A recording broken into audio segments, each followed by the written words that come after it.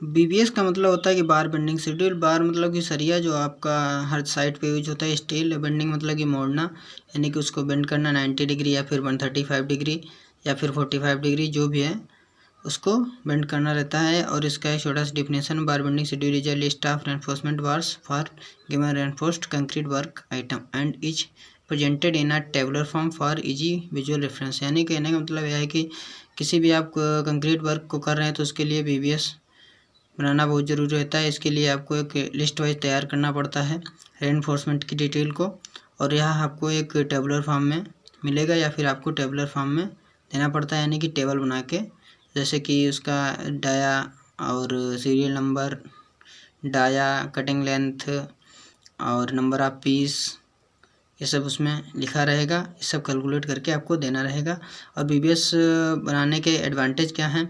अगर आप बीबीएस बना लेते हैं पहले से ही, अगर साइट के लिए जहाँ भी आपकी साइट है और एग्जीबिशन हो रहा है या फिर होने वाला है, तो ये आपके लिए बहुत ही इजी हो जाता है कि आप पहले से ही बना के रखें हैं।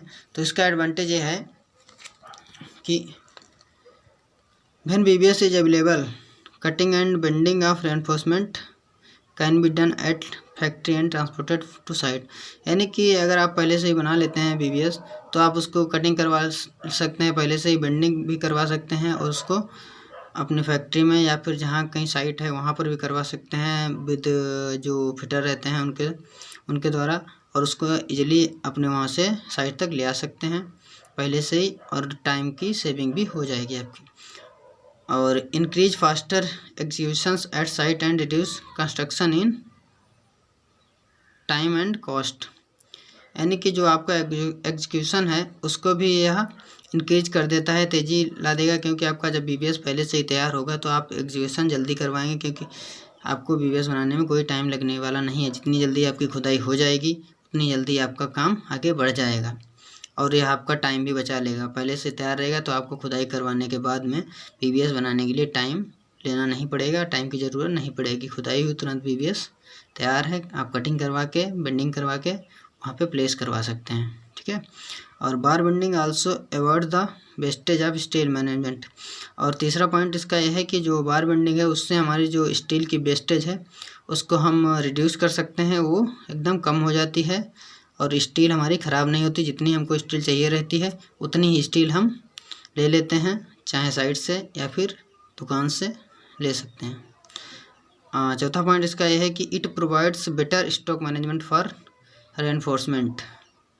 और चौथा, और इसका मतलब यह है कि आप स्टॉक भी कर सकते हैं रेनफोर्समेंट आगे ज़रूरत पड़ने पर। जैसे कि आपको आगे ज़रूरत पड़ने वाला है, आपने पहले से बीबीएस तैयार कर रखा है, कितनी स्टील या रेनफोर्समेंट या फिर सरिया हमको ज़रूरत पड़ने वाली है आगे 5 टन 10 टन, तो आप उसको स्टॉक में स्टोर करवा सकते हैं। यह आपके लिए बहुत ही एडवांटेज अच्छा मिल जाता है इसका।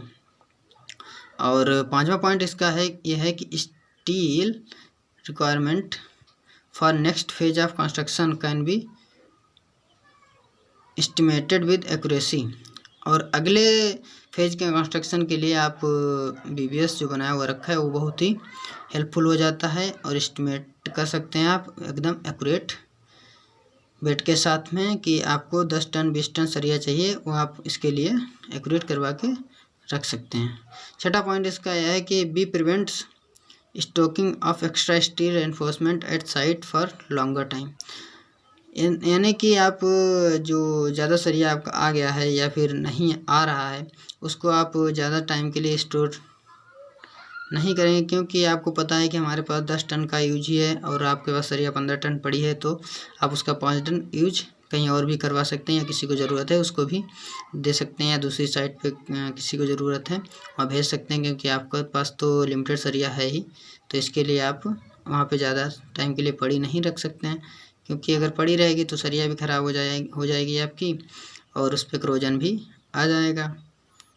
और ज़्यादा समय के लिए स्टॉक करना भी सरिया ओपन एनवायरनमेंट में अच्छा नहीं रहता है, क्रोजन हो जाता है उसमें। और हमारे पास कुछ ड्राइंग्स हैं वो मैं आपको शो करता हूँ। जैसे कि ये देखो ग्राउंड फ्लोर है, ग्राउंड फ्लोर प्लान, इसका ये देखो पूरा ड्राइंग्स है ऊपर से। यानी कि 52 फीट 6 इंच इसका विड्थ है और इसकी लेंथ जो होने वाली है देखिए ये 65 फीट 7 इंच है। और इसका ये देखो सब इसमें दिया हुआ है, पूरा dining kitchen fish ground floor है। और इसकी जो इस दूसरी ड्राइंग है रेनफोर्समेंट की, वो भी मैं आपको दिखाने वाला हूँ। ये देखिए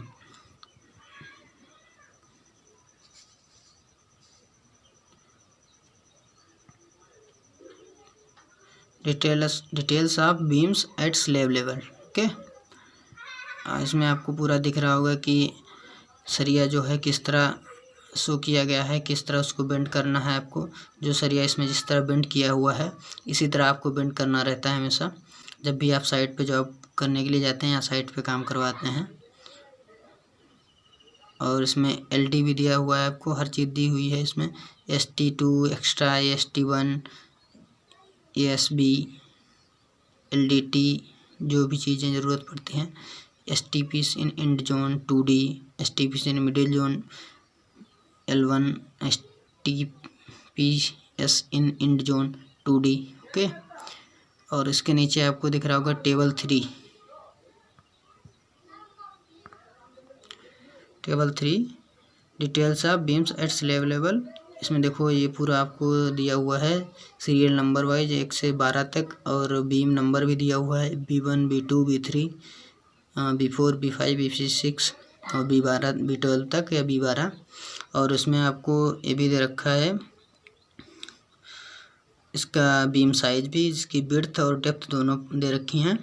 230 बाई 425 mm, 230 बाई 425 mm की सभी बीम्स हैं। और इसमें एक बीम्स है जो B7 है, वो 230 बाई 525 mm की है, बाकी सभी 230 बाई 425 mm की है। ओके, और इसमें एक चीज़ और देख लीजिए, ये लॉन्गिट्यूडनल रेनफोर्समेंट जो है इसका भी देख लीजिए। इसमें जैसे कि आपको बीम है उसमें टॉप फेस रेनफोर्समेंट का जो है उसका भी डिटेल दिया हुआ है, बॉटम फेस रेनफोर्समेंट है उसका भी डिटेल दिया हुआ है, यानी कि जो टॉप में सरिया पड़ेगा वो कितने का सरिया पड़ेगा और कितने की स्पेसिंग पे पड़ेगा, और जो बॉटम में सरिया पड़ेगा वो कितने की स्पेसिंग पे पड़ेगा और कितने का सरिया पड़ेगा।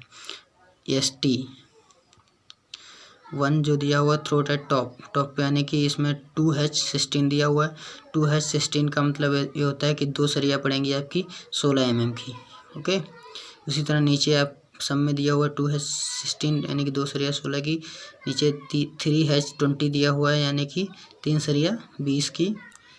और इसी तरह आपका ये ST2 है जो एक्स्ट्रा एड सपोर्ट पे, यानी कि जहाँ पे आपका कॉलम रहता है या फिर जहाँ पे जॉइंट रहता है या फिर जहाँ पे सपोर्ट रहता है वहाँ पे आपकी जो सरिया पड़ेगी एक्स्ट्रा बोलते हैं जिसको, एक सरिया पड़ेगी 12 mm की, यानी कि 1H12 दिया हुआ है, इसका मतलब है कि एक सरिया 12 mm की। ओके, और 2 सरिया दी हुई हैं इसमें 16 mm की, और 2 steel argument 20 mm at ST2। Okay, और बॉटम फेस रेनफोर्समेंट वो भी आप देख लीजिए ASB, यानी कि SB B1, SB B2। इसमें भी आपको ये तो अभी 2 सरिया 16 की हैं, उसी तरह इसमें नीचे भी बढ़ता गया 3 सरिया 16, फिर 3 20। ओके, उसी तरह एक्स्ट्रा जो मिडिल पे पड़ रहा है इसमें बॉटम में भी एक्स्ट्रा मिडिल यानी कि बीच में जो पड़ेगा एक्स्ट्रा वो भी दिया हुआ है, यानी कि 1 सरिया 12, 2 सरिया 16, 2 20।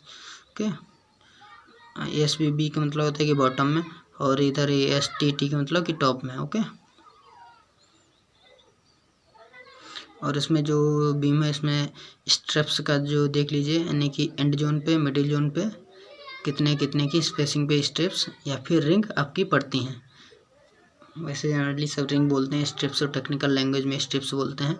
और उसमें साइट पे फोरमैन और ये सुपरवाइजर्स और फिटर्स जो आपके रहते हैं साइट पे जो काम करते रहते हैं, ये आपको रिंग बोलते हैं, और रिंग से ही जानते हैं कि कितने की रिंग पड़ने वाली है। जैसे कि देखिए 12 स्टेप्स, ठीक है, स्टेप्स, यानी कि इसमें H8@100 दिया हुआ है। इसमें हैश का मतलब ये हो गया कि 8 mm की आपकी सरिया है, और @ का मतलब हो गया है कि 100 mm centre to centre spacing है आपकी। ओके। उसी तरह मिडिल जोन की जो सरिया है उसमें आपको दे रखा है कि 8 mm की सरिया है और उसमें जो स्पेसिंग दी हुई है 100 mm 150 mm centre to centre spacing आपको दी हुई है। साइड फेस रेनफोर्समेंट कुछ नहीं दिया हुआ है। ओके। उसी तरह आपकी स्पेसिंग ये सब मेंटेन होती जाएगी और आपको इसी स्पेसिंग पे पूरा स्टील बांधना रहता है। बीम में सभी रिंगें इसी स्पेसिंग पे बांधनी पड़ती हैं। एंड जोन का मतलब है कि जहाँ पे आपका कॉलम रहता है उससे D/4 या D/3 पे आपको 100 mm की सेंटर टू सेंटर स्पेसिंग देके बांधनी पड़ेंगी और जैसे D/4 के बाद में आपको 150 mm की स्पेसिंग सेंटर टू सेंटर देके स्ट्रेप्स बांधनी पड़ेंगी। इसमें देखिए कि आपको नीचे cantilever detail of cantilever beam भी दिख रही होगी। एक कैंटिलीवर बीम और एक इधर भी है CB2 detail of cantilever beam. ठीक है, ये 200/425 की है, ये 200/425 की, ये भी दोनों बीम है। इसका मैं ऊपर आपको फिगर दिखा देता हूँ थोड़ा सा। ये देखिए कैंटिलीवर बीम आपको दिख रही होगी स्लैब लेवल पे। और ये कैंटिलीवर बीम जैसे कि आपको देखने को मिल जाएगी जब आप छज्जा बांधते हैं या फिर छज्जा जब लगाते हैं तो आप आगे की तरफ रेलिंग लगाने के लिए छज्जा निकाल देते हैं, वहाँ पे नीचे कैंटिलीवर प्रोवाइड कर देते हैं तो उसकी छज्जे की स्ट्रेंथ भी बढ़ छज्जे का जो है लोड बेरिंग स्ट्रेंथ जो है वो भी बढ़ जाती है और नीचे सपोर्ट भी अच्छा मिल जाता है और ड्यूरेबल भी हो जाता है। ओके। और इसका पीछे मैंने कुछ PVS बनाया हुआ है, वो मैं दिखा देता हूँ आपको। ये देखिए कि इसमें जैसे कि आपकी 25 की सरिया है, ये 25 फाई लिखा हुआ है। इसका मतलब ये है कि 25 mm की आपकी सरिया है और 5 mm यानी कि इसका डाया है। ठीक है, और 5.300 या फिर 5300 mm ये आपकी और इसकी लेंथ है और प्लस इसमें 300 mm की L बेंड किया हुआ है। ओके। अब 300 mm की L जैसे कि आपकी ये बीम हो गई, मैं दिखा देता हूँ आपको थोड़ा सा। ये बीम है आपकी, इसकी लेंथ मान लिया हो गई आपकी L और इसकी विड्थ भी हो गई। ओके। इसमें आपको ये सरिया ऐसे आके यहाँ पड़ेगी और ये L मारेगा। ठीक है, और इधर भी आपकी ये सरिया ऐसे आके यहाँ पे आके ऐसे मिल जाएगी। अब जब ये दोनों सरिया टॉप और बॉटम की मिल जाएंगे, यहाँ पे आपको बाइंडिंग बार से बांध देंगे, यहाँ भी आप बाइंडिंग बार से बांध देंगे। तो टॉप और बॉटम में दोनों सरिया पड़ने के बाद में आप ये कवर कर सकते हैं शटरिंग से, उसको ढलाई कर देंगे। ओके। और जैसे आपकी बीम की विड्थ है 400, ठीक है, तो और इसकी लेंथ है 300 या 3000 mm। ओके, 3000 mm है, 3000 mm लेंथ हो गई आपकी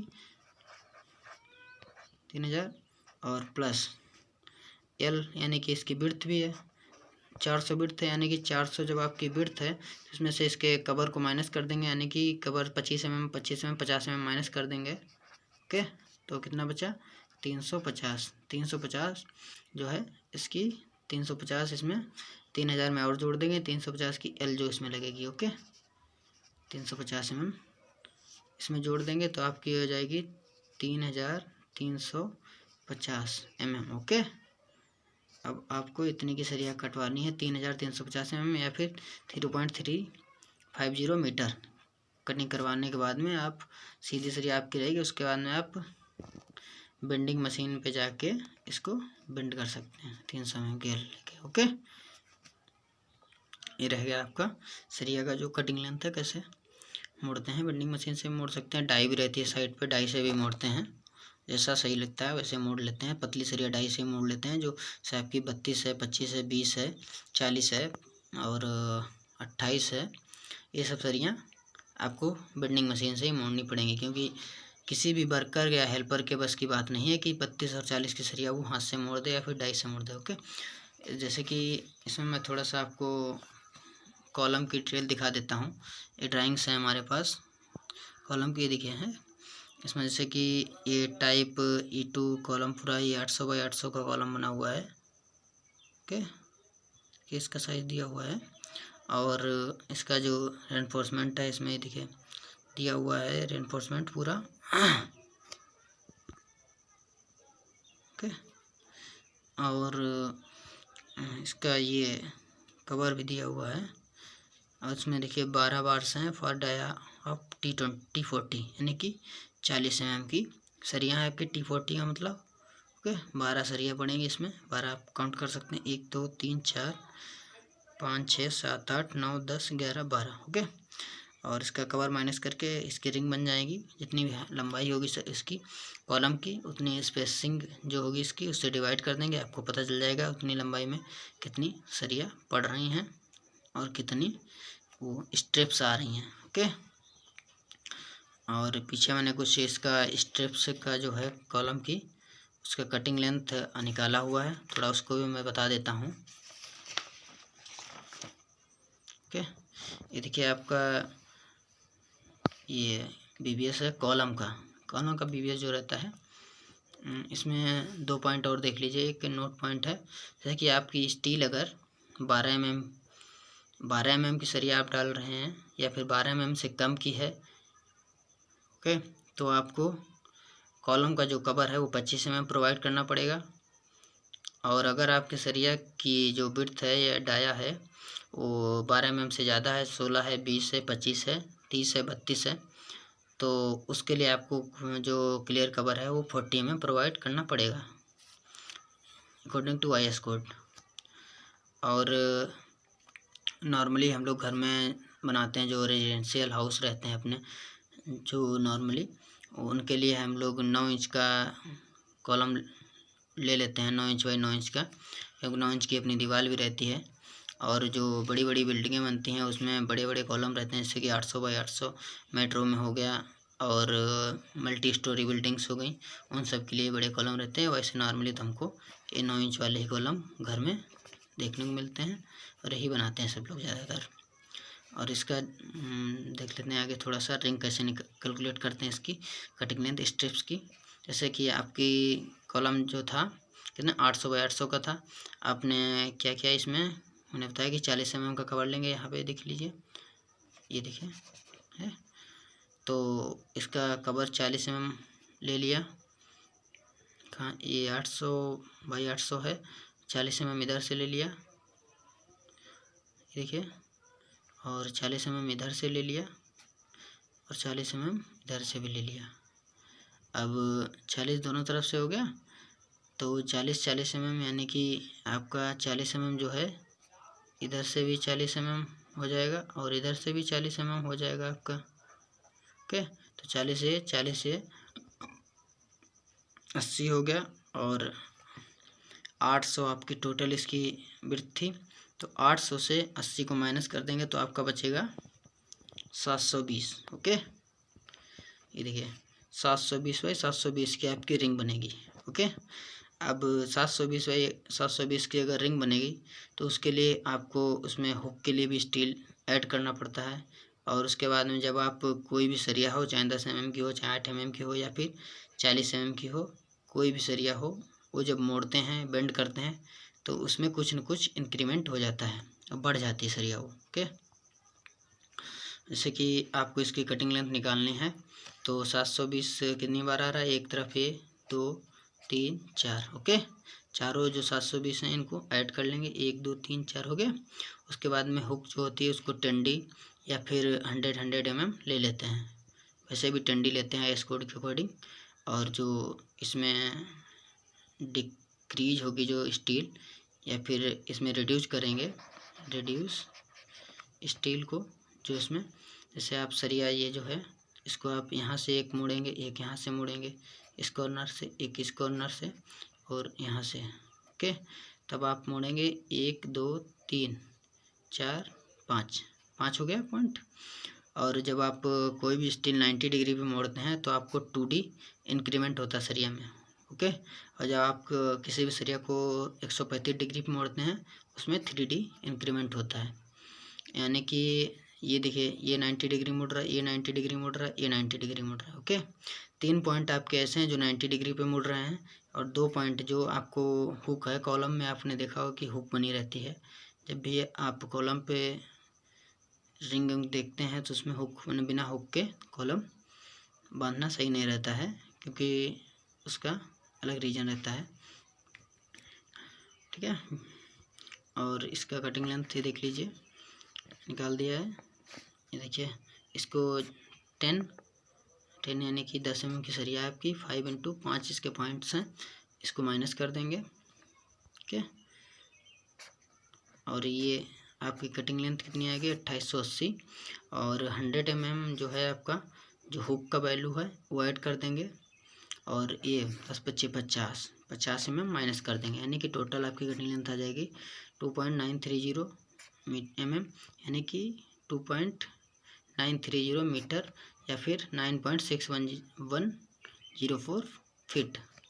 और आपकी जो लेंथ होती है सरिया की वो 12 मीटर की लेंथ होती है, पूरी सरिया 12 मीटर की रहती है, और अगर फीट में देखा जाए तो 39 फीट की आपकी सरिया रहती है। अब आप देख लीजिए कि नंबर ऑफ स्ट्रिप्स कैसे कैलकुलेट करते हैं। मान लिया आपकी जो ये 9 फीट 6 इंच आपकी सरिया आई है, या फिर 9.610 फीट सरिया आई हुई है, इसमें कितना रिंग लगेगा, कितनी रिंग हमको बनानी पड़ेंगी कि इतनी लंबाई में पूरी हो जाए। जैसे कि इसकी जो लेंथ है, कटिंग लेंथ है, उसको डिवाइड कर देंगे इसकी स्पेसिंग से। ओके, मान लिया इसकी स्पेसिंग जो है सेंटर टू सेंटर स्पेसिंग जो है इसकी 150 नहीं 9 इंच ले लेते हैं। ओके, 9 इंच है, तो 9 इंच को जब इसमें फिट में कन्वर्ट करेंगे तो 0.75 आएगा आपका, और ये +1। ओके, और ये आपका टोटल कितना आ गया 12.831 +1, यानी कि 12 सरिया प्लस ये एक एक्स्ट्रा सरिया ऐड करते हैं इसमें, टोटल कितना हो गया 13 पीस।